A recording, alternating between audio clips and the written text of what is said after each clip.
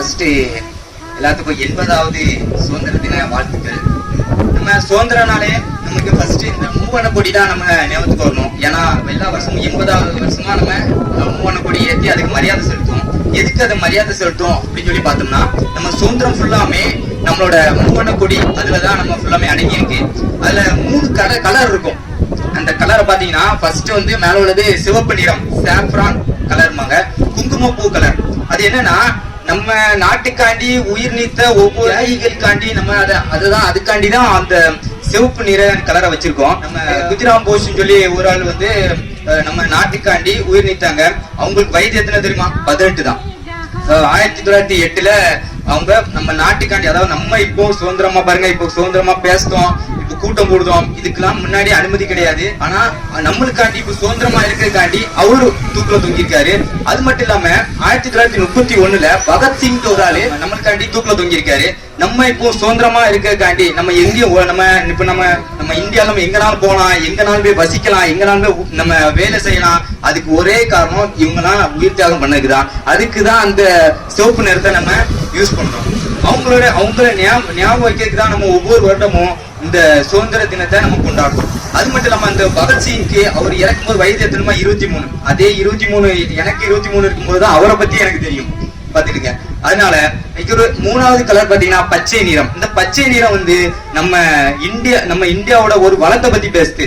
அதாவது 1947 எல்லா வெள்ளக்காரங்களாம் நம்ம இந்தியா விட்டு போகும்போது நம்ம ஒரு கணக்கு வச்சிருந்தாங்களாம். இவ்வளவு வளத்தை நம்ம இங்க இருந்து கொண்டு போயிட்டோம் அப்படின்ட்டு. எவ்வளவுமா? 42 லட்சம் கோடி. அப்பவுமே ஒரு 60-80 வருஷம் முன்னாடியே 42 லட்சம் கோடினா பாருங்க எவ்வளவு இதை கொண்டு போயிருக்காங்க.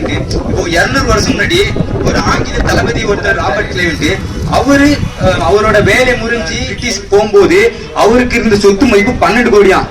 அதாவது 200 வருஷம் முன்னாடியே 12 கோடியா. அம்மா பாருங்க எவ்வளவு வளத்தை இங்க இருந்து ஒவ்வொரு அதிகாரிகளும் சுரண்டி எடுத்துட்டு போயிருக்காங்கன்ட்டு பாருங்க.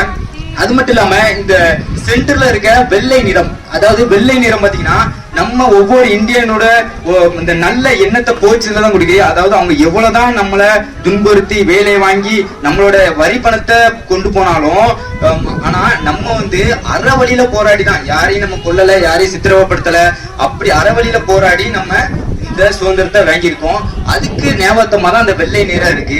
அதனால நம்ம அவங்க இவ்வளவு உயிர் நீத்து பண்ணிருக்காங்க. அதுக்கு நம்ம நன்றி கடனா நம்ம செலுத்த முடியாது. ஏன்னா அது அவ்வளவு பெரிய நம்ம பாருங்க சுதந்திரமா நம்ம பேசிட்டு இருக்கோம். ஏன்னா இந்த மாதிரி சுதந்திரமா பேசும்போதுதான் எல்லாருக்கும் இந்த ஸ்கூல் படிக்கிற ஜாலியன் வாலாபாக் தெரியும்.